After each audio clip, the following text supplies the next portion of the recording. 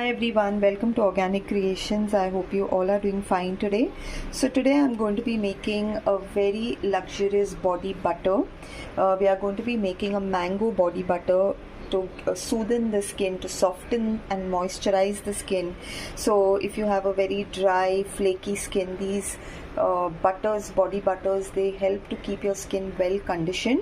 Now since we are making a mango body butter, I'm going to be making this with mango butter, which again is extremely hydrating and moisturizing for the skin, filled with antioxidants to heal and repair dead skin cells.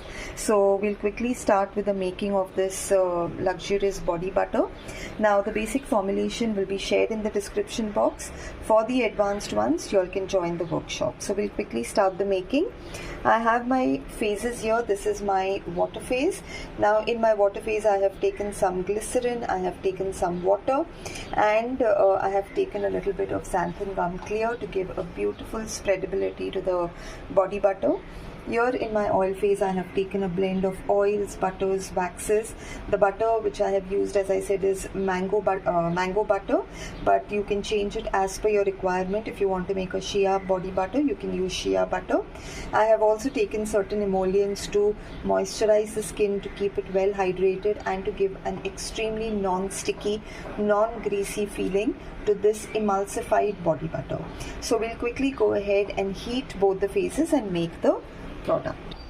Okay, so we've gone ahead and heated both the phases here. All our solid emulsifiers, our butters, everything has got well melted. And now I'll go ahead and add my water phase into my oil phase. And we'll give this a very good blend. Now your body butter, the main thing depends on how you blend it, how well you blend it to give it that extremely nice and fluffy feel of a body butter. So we'll start blending this now.